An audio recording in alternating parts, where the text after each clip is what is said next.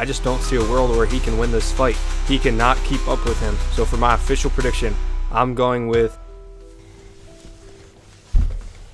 I think Dricus might be getting slept on, to be honest. Am I saying he wins? Not necessarily. But is he being slept on and underestimated? I think so. Maybe he even could win. I don't know. We'll see in the video. But today, I'm going to go through this card. I'm going to give my picks. If you don't think I'm credible, look at my picks from the last fight card. Obviously, I have at least a slight clue what I'm talking about if I'm doing that well on cards. And I think we're in for a good one this week. So without further ado, I'm going to start with the earliest fights on the card, work my way up to the main event, give my prediction. If you want to make some money, you want to get some good picks, stick around because I just showed you how my picks are. And let's bang these out. I'm going to go into the X's and O's. I'm going to really dive deep into the main event, co-main feature. Early prelims, I'll give my picks, not anything crazy. I'm not going to break out any calculators or anything. I just usually have a pretty good gut instinct and stuff, so no need for all the science. First fight of the night, Silva versus JJ Aldrich. My grandpa always used to tell me one thing. If it's two NPCs fighting, always go with the Silva. Test as old as time. It always works. Always pick Silva. Gene Silva, Anderson Silva, Vanderlei Silva. Joining them is going to be Silva. Probably a future first ballot Hall of Famer. And she's going to tear into Aldrich. And I'm actually kind of scared for this fight. Is looking to get a big finish here. I'm going to go with Silva. Follow my grandpa's guidance. Hit the first leg of my parlay. Battle versus Neal and Ruziboev. First things first, I want to say how deep this card is. The fact that this is the prelim opener is kind of insane because Bryan Battle is actually a decent star. This card's pretty deep. Ruziboev also has a huge following for whatever reason. I don't know why, but let's get into this. I'm just going to make it simple. Ruzi has pretty bad takedown defense. His cardio's not all there. Bryan Battle has good cardio and good takedowns, good grappling. Ruziboev is going to have the slight size advantage, but it's not going to outweigh Battle's skill advantage. So in the grappling department, it's a kind of a wipeout. And then in the striking, Battle has a clear speed advantage. Quite frankly, I think every advantage. I get near Zoltan. Ruziboev has a ton of finish, but who's he finishing? Some freaking Eagle FC guys? Show me some UFC finishes, and then I'll give you some credit. But this dude's had a pretty fraudulent, poor UFC career. Buckley's son. And Battle's coming off a good fight with Randy Brown. Then he beat the French dude. He's gaining momentum, and Ruziboev honestly has been hit or miss. So I'm going to go with Battle. Momentum's a huge factor. He's only lost 2 fights. Neersalt and Ruziboev, yes, he has the experience, but experience against 2 cans. So I'm going to go with Battle. I think it's going to be a pretty boring fight, to be honest. He also has a good chin, so even if Ruzi does catch him, he's probably not going to go down, at least not without a fight. So I'm going to go Bryan Battle to get this one done by decision. Probably a boring fight. Edson Barboza versus Klose. We can do the eye test. And then we can do... Dude, why does this guy have a Wisconsin tattoo on his chest? Look, Klose is known for getting knocked out by Benny D. And Edson Barboza is known for knocking folks out. So when you have a guy that's known for knocking people out, and then a guy who's known for getting knocked out, usually you want to go with a guy that's known for knocking folks out. Klose does have a slight grappling advantage, but Edson Barboza has pretty good grappling defense.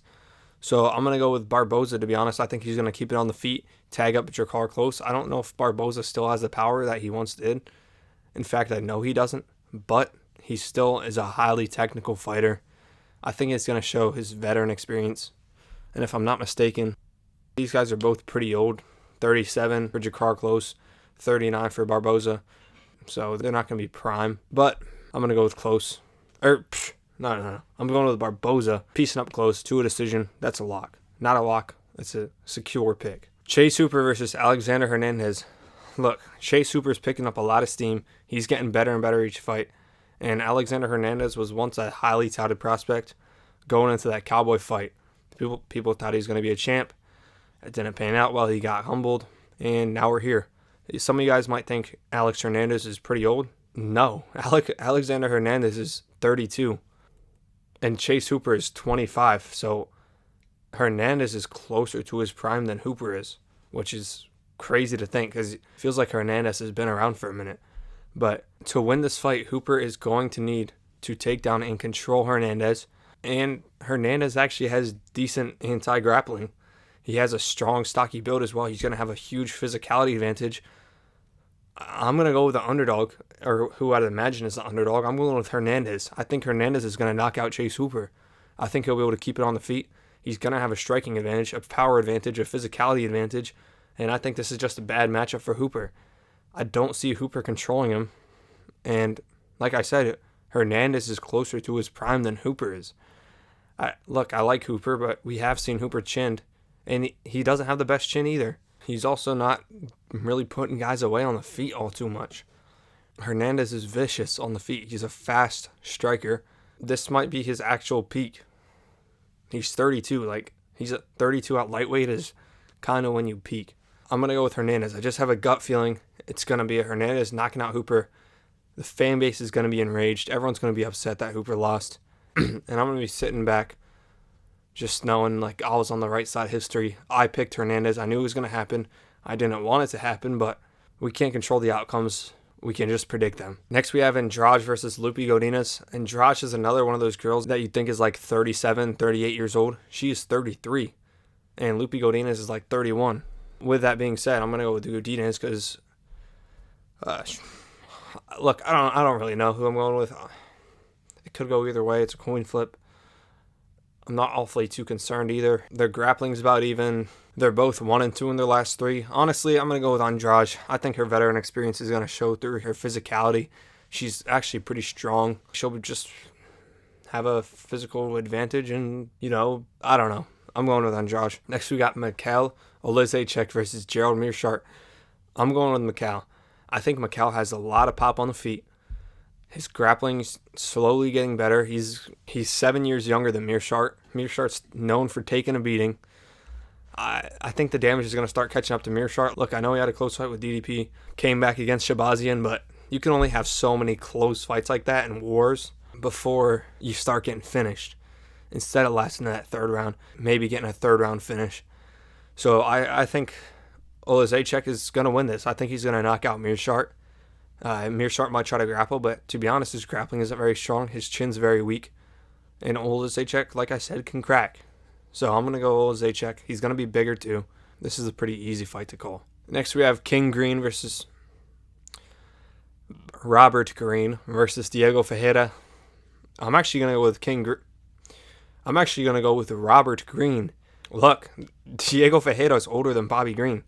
And Bobby Green has a lot of damage taken, but he's also very experienced. And Bobby Green's kind of a Michael Johnson of sorts in the lightweight division. I feel like he's a guy that'll hold power into his later years. And that Jim Miller one was pretty impressive. Bobby Green's chin is pretty suspect. But how long has he taken off? Since, was it March that the Pereira card was? I think so. So he's been off since March. I think his chin's going to be recovered.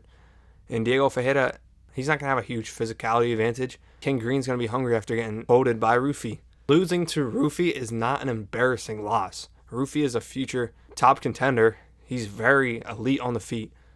I don't think that's a terrible loss. And Bobby Green's still pretty quick.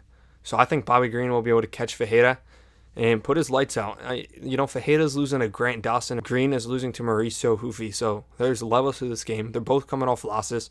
I'm going to go with King Green. I think he's going to be way faster. I think he's going to have the veteran experience. I think his chin will be a lot better than it was. The Jalen Turner stoppage, that was scary. The Hufi fight, that was scary. But then what was in between that? The Jim Miller fight, which looked really good for Green. So I'm going to go Bobby Green. I think he's going to be able to catch Diego Ferreira. He's going to have his speed. Diego Ferreira is not going to know what to do.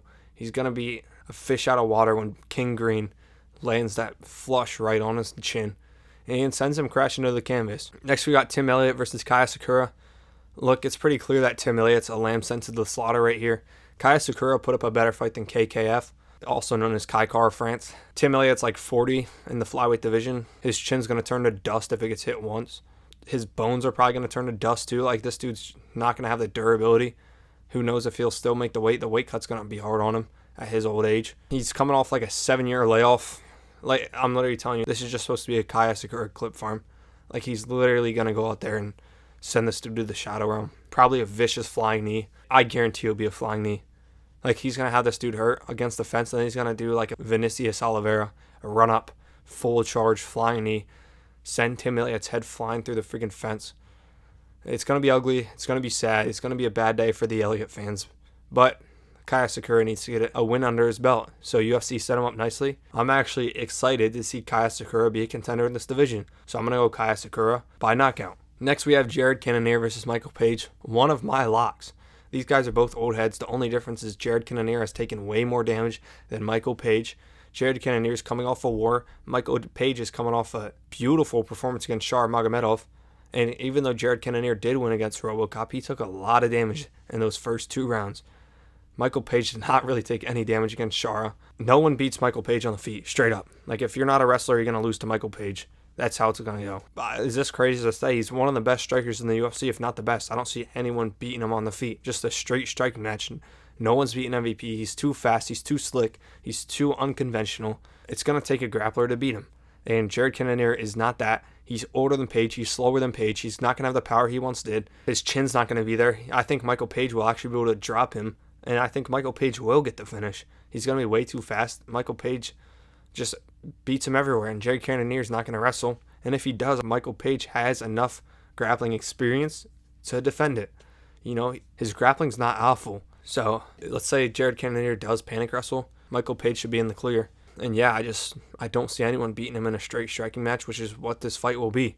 Will it be the most entertaining? I don't know. Michael Page kind of has an overrated excitement factor. Like, he hit some cool clips or whatever. But as far as his fights go, I mean, like the Shar Magomedov fight was kind of boring in a way. And then Ian Gary fight, that was kind of boring because Kevin Holland fight also just kind of a weird, boring kind of style. Like a lot of staring. Not many significant strikes getting through. And there's some moments that are great, but overall not the most entertaining fight.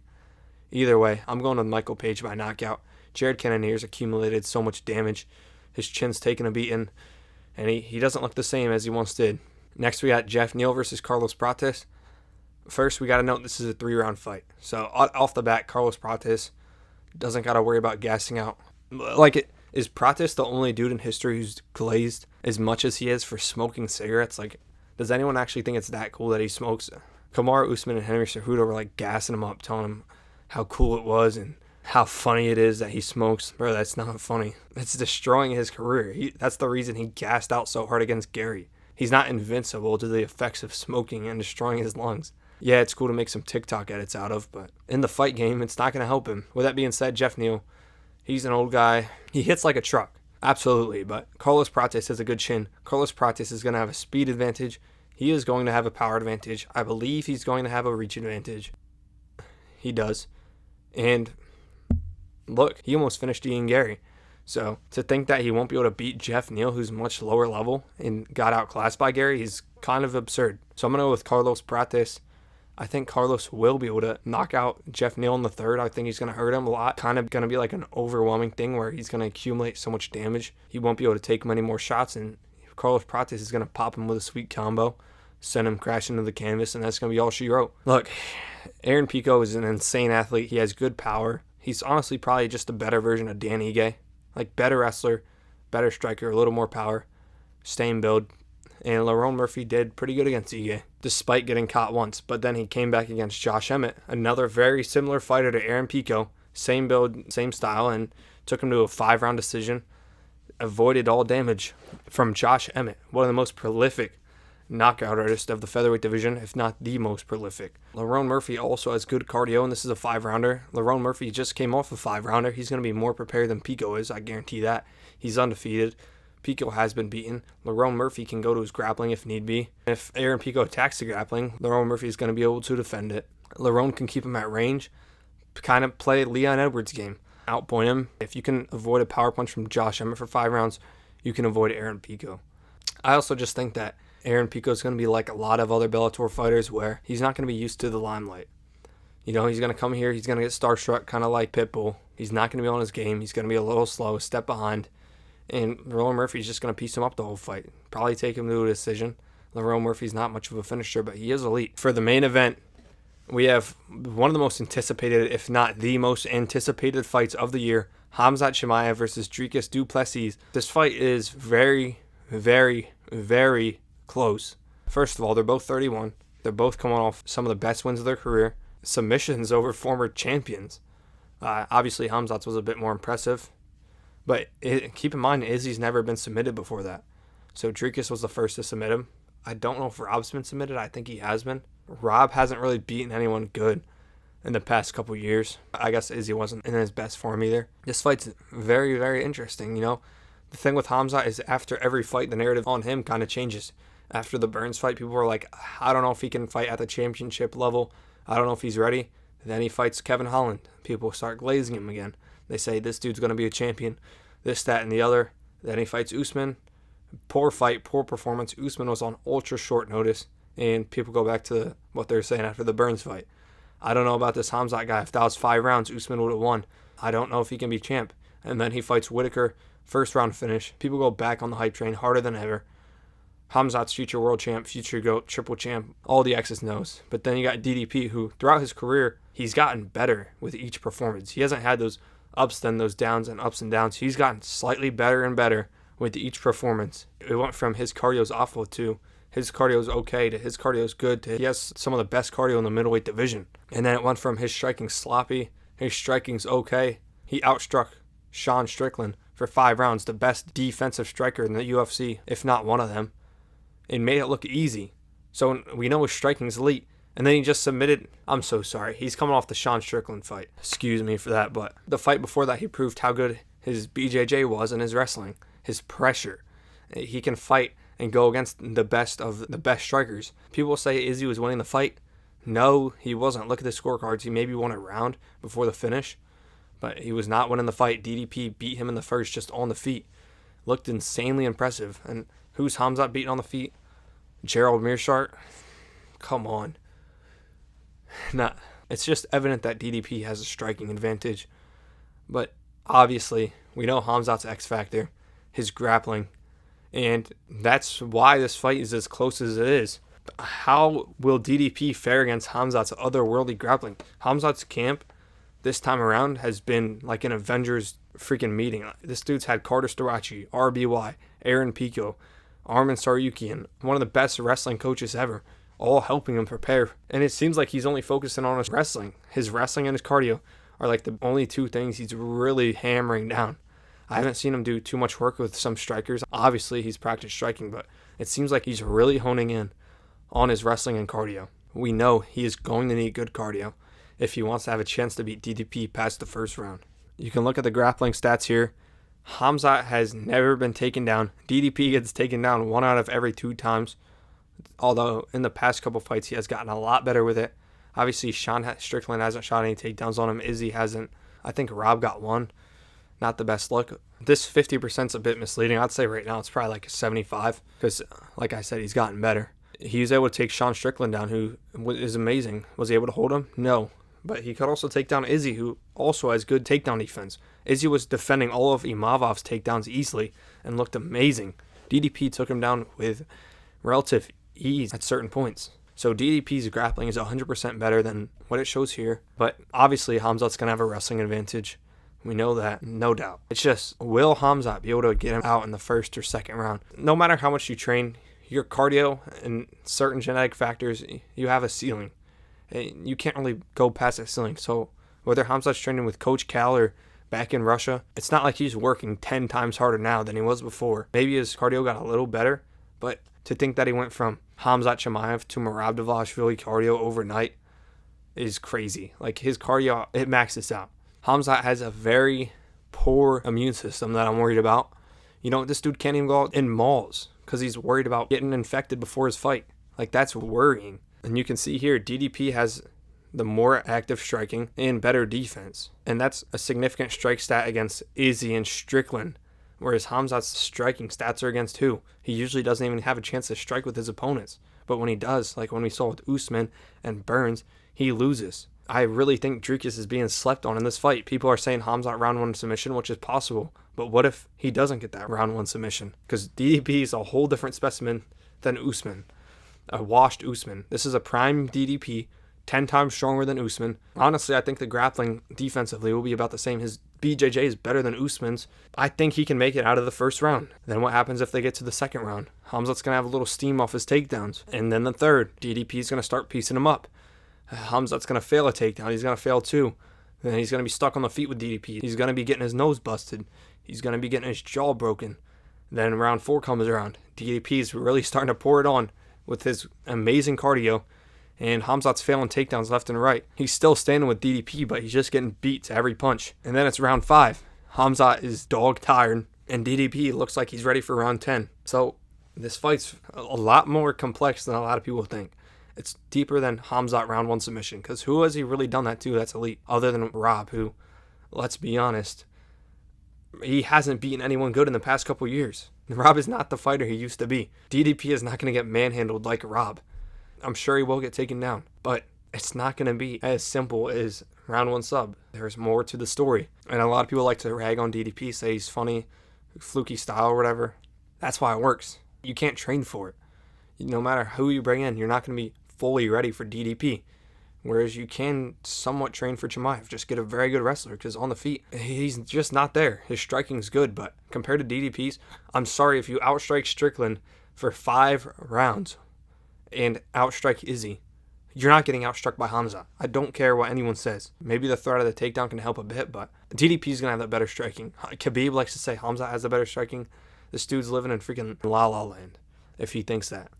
With all that being said, there's just like a certain feeling I have that Khamzat's just going to win. Like everything seems to be lining up perfectly for Khamzat Chimaev to win the belt. The story is just too perfect. I can't see a reality where DDP wins this fight. Like it's harder for me to visualize a DDP win than a Khamzat win. It would feel so weird seeing DDP win this. It just feel everything's being set up for a Khamzat win. I don't know, dude. This is really 50-50. Khamzat, he has a decent chance of that first round finish, but if he doesn't get it, it's going to go downhill for him quick. I'm going to flip a coin, and this coin will decide the winner of the UFC 319 main event.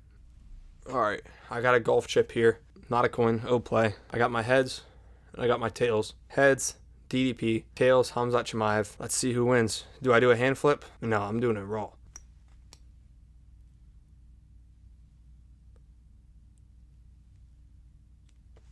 Khamzat Chimaev will be victorious at UFC 319. Those are my picks for UFC 319. If you agree or disagree with any of them, let me know in the comments. Let me know what you think about the main event.